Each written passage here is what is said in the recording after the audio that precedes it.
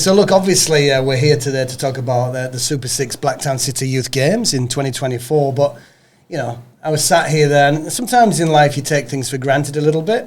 The one thing with sport, whether or not you're an administrator of sport, a coach or an athlete, sport brings so many opportunities your way.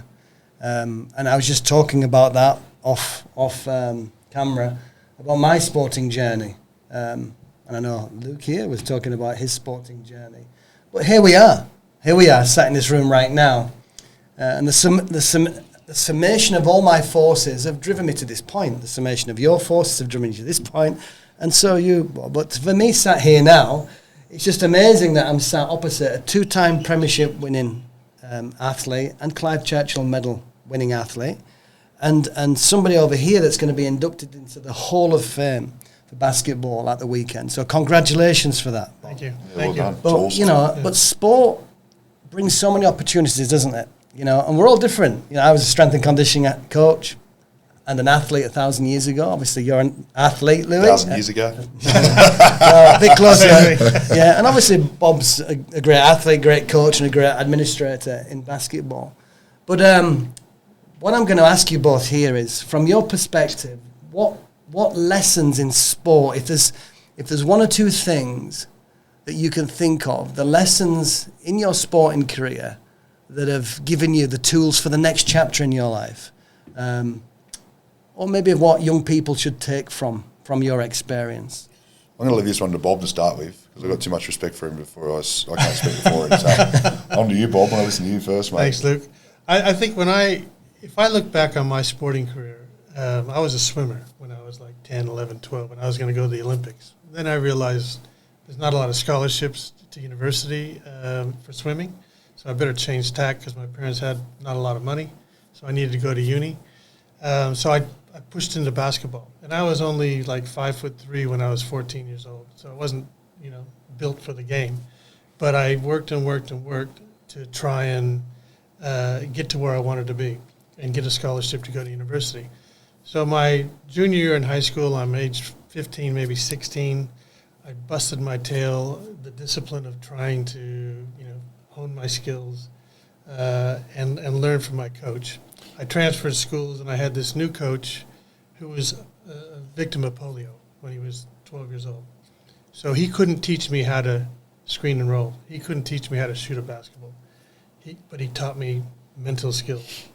And so this fellow, he was like, how did I end up at this school with this guy? So my junior year in high school, I played every game. I scored 7 points total all year. But I was the hard-working defensive scrapper. The next year, I grew. I'm now 6 foot, and I'm the star of the team. I'm averaging 20 points a game and thinking, hey, this is where I want to be. Right before one of our big tournaments, Coach called me into his office, and he said, you're not starting tonight. I was like, oh, geez, what do you mean? He said, in fact, I'm thinking of kicking you off the team. I started to cry, like, this is what I've worked for. I said, why? He says, because your attitude's changed. He said, the culture of the team is built on the team, and you think you're better than the team. Now, I didn't think I was that much different, but life-changing, because now I understood you can't go like this in life. You got to just keep going like this. And then as I started to think about my going to university and then coming to Australia to play for a year or two, it's almost like there's something happening up there that's guided me into this path. If you would have told me I'm going to own a professional sports team or build a team in Singapore and have a professional sports team in Singapore, I would have said, you are crazy. But all these attributes of just the sheer discipline of learning from others, relying on people to teach you the things like they say, you can't make all the mistakes by yourself, so learn from other people's mistakes. So that's what I tried to do all my life. And now, as I get to the tail end, I come across you, and I come across you, and I think, holy dooly, this is Super 6, the 6 principles that you recite as the oath. It's just, that's it. And so when we met a few months ago, it was like, I love this. This is going to do so much good for kids, so much good for communities. Councils need what we're doing. and then to put it into perspective of the games, school programs, camps, gym, it just completes the package. And so it is so exciting. Of all the things I've done in my life, this is one of those things you go, there's a reason this is happening. And let's get out and make this happen. I love that. I love that you get told that,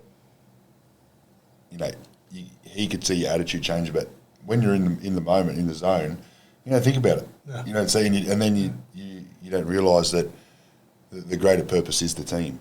It's not about you being the best and scoring 20 points. It's about you playing your role in the team so you got the best result for everyone. You know what I mean? Yeah. So sometimes reality check's the best thing in the world, right? But look, for me, for sport, one thing I've learnt inside of sport and outside of sport, and it doesn't change, discipline and consistency. It's the only thing that gets you forward. So if you've got a really good structure that you can follow and you can be disciplined with that structure and you be consistent with it, you'll always get results. But you've got to believe in the process. And that's what I got out of sport, is that everything is process driven. You got a process, you've got a something that you need to do, but you've got to be disciplined with it daily, weekly, monthly, yearly, and you've got to ride the wave, because there's some really good times, some really bad times, but the good times way outweigh the bad times, and that all comes down to being disciplined and consistent with the process. So, and out now, learning what I'm learning outside of sport, it's identical. My first year, I struggled. When I say I struggled, I still got by. I enjoyed everything I was doing, but I struggled to find something that I can be disciplined in, something I can be consistent in, and something that is going to propel me forward. But when I found what I wanted to do, it was easy to go back to what made you successful in the first place, and that was like the three things I just said. So sport, it gave me that, the belief as well, belief that you're probably going to go 3 steps forward and 2 steps back, but as long as you're making baby steps forward, you're getting closer to your dream. So I feel like I'm starting my whole career again, I feel like I'm back when I was 6 or 7 years old. I know where I want to go, I know what I want to do. How do I get there? Be disciplined with it, be consistent with it, and enjoy the journey. Yeah. And the process will work. So I think that's why I'm probably sitting here with you boys today. Like 8 years ago we started talking about this, and 8 years ago a plan to have we always wanted a training combine facility where we give young kids an opportunity to be seen, where, like over in America, I think they do it great, especially with the NFL. They can have a facility where kids can come in and do the 40-yard dash, or they can showcase their skills, and then that gets sent out to all different NFL teams.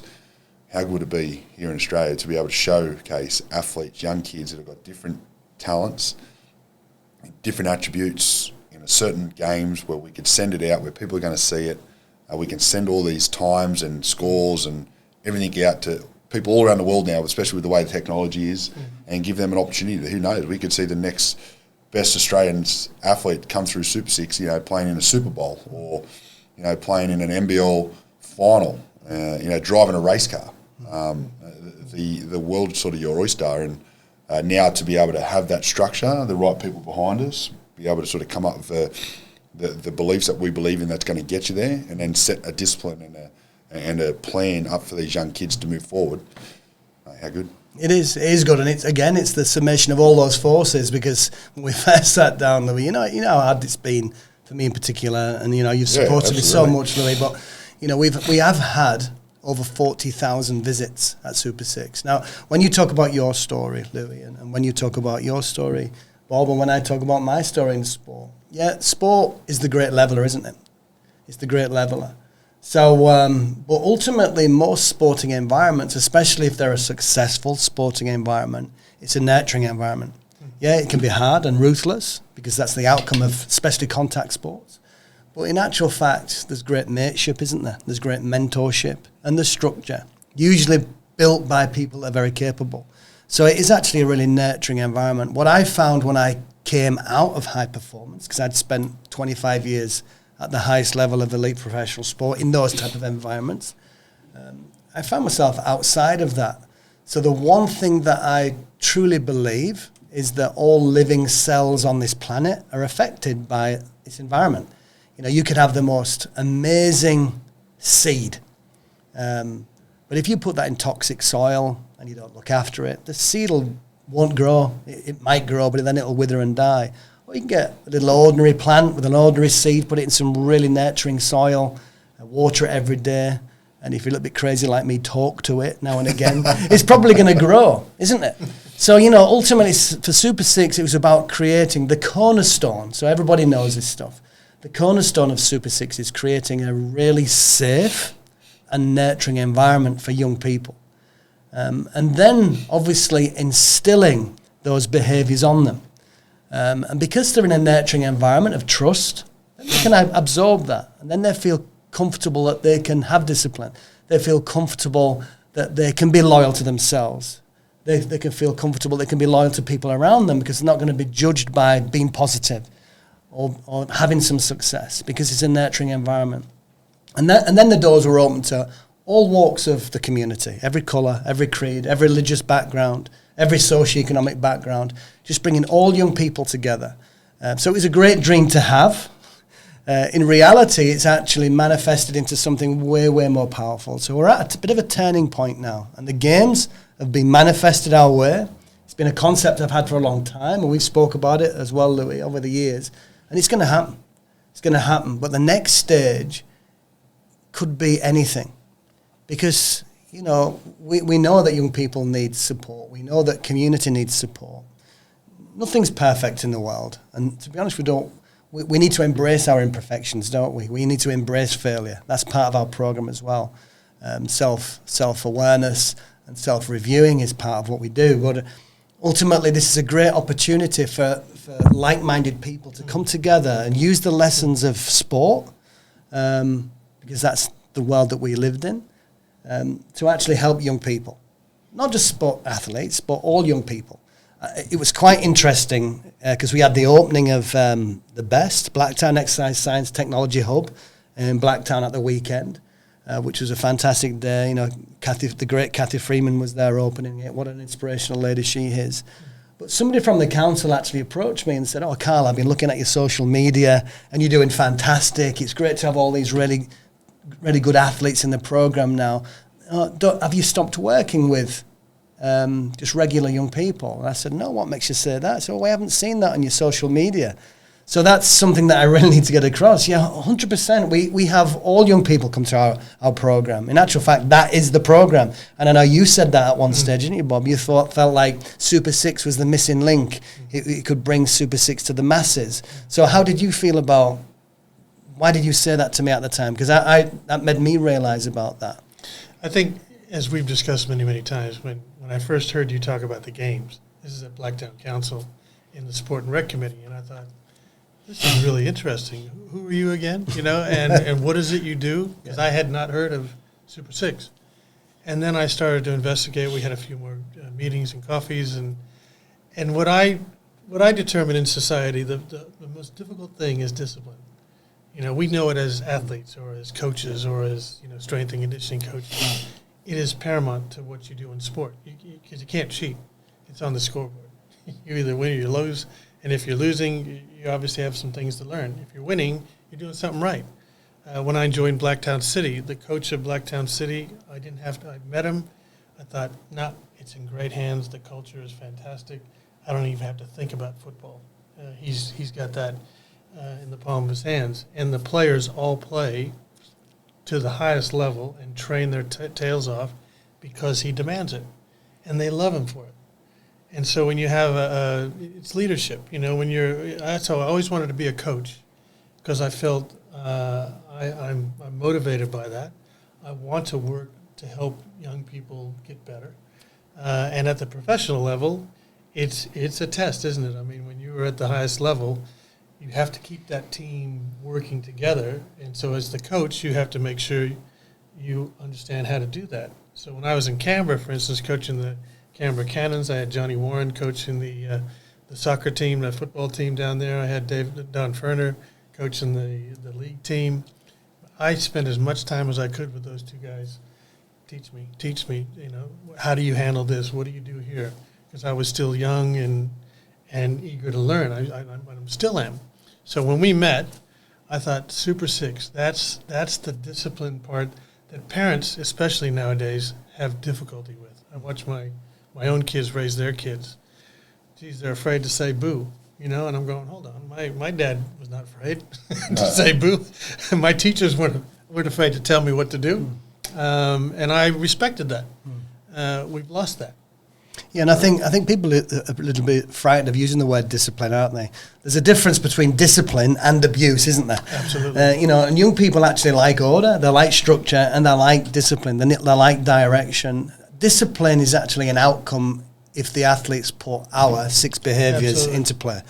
So if you have a behaviour which is about humility, if you have a behaviour which is focusing on what sacrifices you can make, being loyal to yourself and the people around you, following your dream, developing some resilience and hard work, well, that takes discipline. Mm-hmm. So rather than coming out and saying, you've got to be disciplined, the 6 behaviours actually drive that process. And discipline is something we actually we accept in sport, because you're not in sport. There's no democracy. It becomes a pride thing, though. It does. For me, it did anyway. Yeah. Like I said, like for example, I'm not going to eat lollies. I'm going to get off sugar for a month. If I say that to myself, I won't do it for a month, because I need that. It's a thing that's for me that makes me proud that I said I was going to do it, and I was disciplined enough to listen to myself to do it. Little things like, and when you say sacrifices, you have to sacrifice. Because if you don't sacrifice something, you're actually never going to move forward. So you're having something that you really enjoy or really like, you need to put it aside for a bit if you want to get the better outcome. Took me a while to understand it, but then when I finally understood it and I realised the what I was getting out of it was like 10x.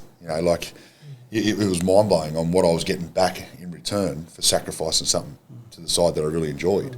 And now it's always, okay, I really enjoy, let's just use coffee. I love me coffee, as everyone does. Mm-hmm. But I'll sit there and go, okay, if I want to get into shape or I want to get into tip-top fitness condition, I might say, I'm going to sacrifice coffees just for the next 6 weeks. I'm not going to have a coffee at all.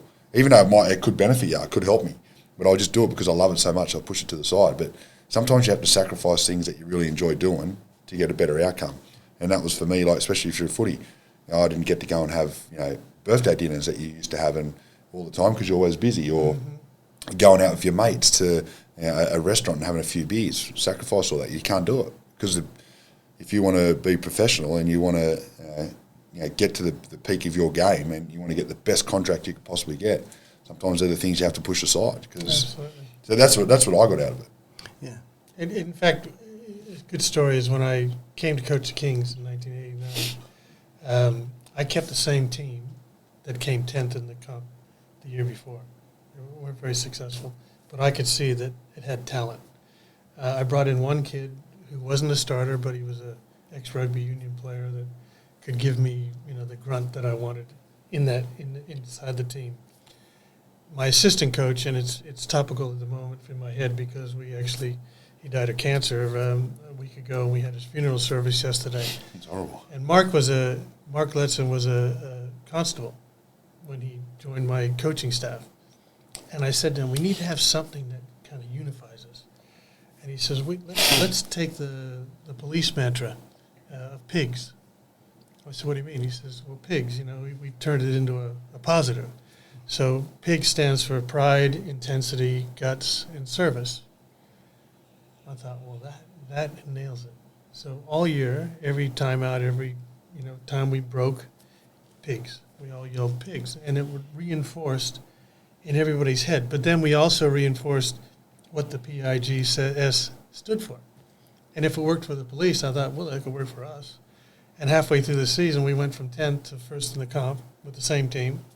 And we were flying towards the finals, and we lost one of my key players to an injury, which hurt us. But we got straight through the semifinals.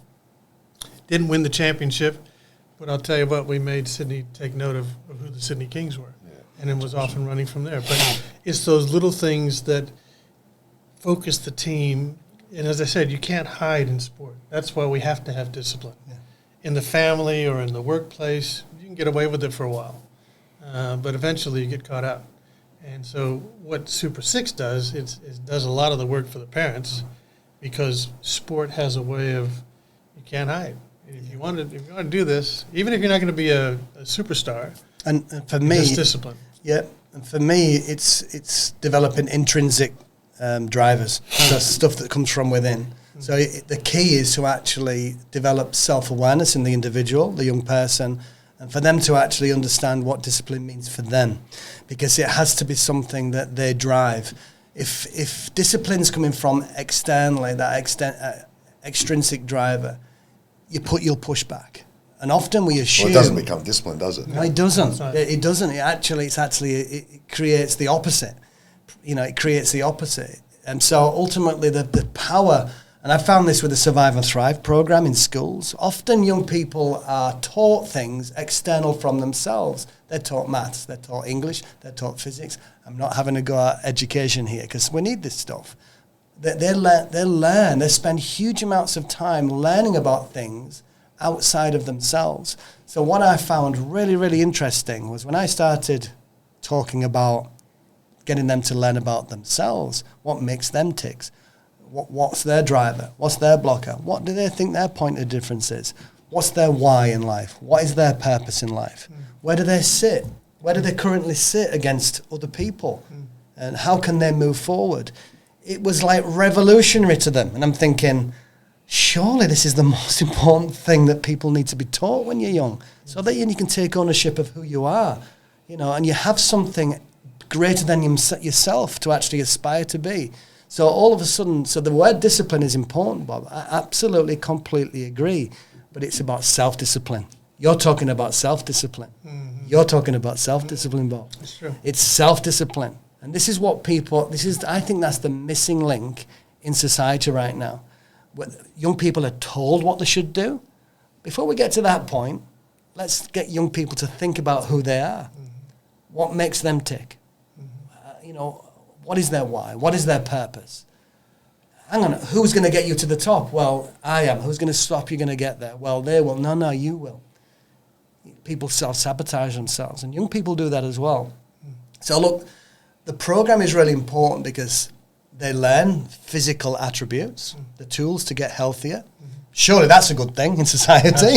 That, down the track, that's going to save society billions of dollars, isn't it? If the population's healthier, well, that's an obvious one, isn't it, for a physical development program, and teaching young people to be healthy, but also developing young people that self-awareness, and also thinking positively is such a powerful thing, and it's self-discipline, Bob. On the Sport and Rec Committee with Blacktown Council, there's all these netball, hockey, league, union, all these different sports, and all the representatives.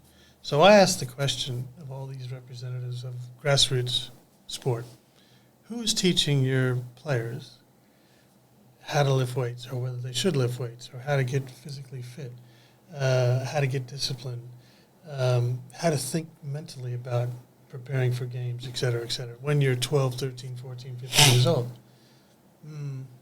Well, nobody really. I mean, the mom or dad that's coaching, if we happen to have a coach, that's great, but they're coaching 5 teams. So no one's doing that. Super 6 is the answer. Yeah, I think it is. Well, I have a knowing it is, because, I do work with elite professional teams as well, and I'm blown away that individuals that get paid huge amounts of money actually don't have those skills either. Absolutely. So look, what we're doing is amazing, and having our summation of forces coming together to actually create something special. It's an opportunity, but like I said to all my athletes, opportunities in life are never given. You have to take those opportunities. So we have a choice whether or not we take this opportunity and try to make some, change within the community and social change through youth. But I'm willing to sacrifice a little bit longer to try and make that dream come true, because I think it's really, really important. I truly believe it's important. I think young people need a lot of help these days. We talk about, when we were younger, we were more resilient. Well, the world was a different place. Social media has created instant gratification. Everybody knows about this stuff. So when you get into instant gratification, you don't necessarily have to work that hard to find out about something. You don't have to read a book anymore, do you? You can just find it, a fact on your phone, and it's about getting likes. It's a false world. It's a false world, and we live in a real world, unfortunately, with lots of trauma and lots of excitement and good things and bad things happening every day. So helping young people becoming self-aware, giving young people the tools for them to actually deal with pressures when they arise. This is more than just performance. This can be life-saving. You know, so this is why we're so passionate about what we do. We just got to get the right people hearing this message, because there are people out there that can really truly help us in government and in the business community that can get on board and help us get to more young people. It's really important.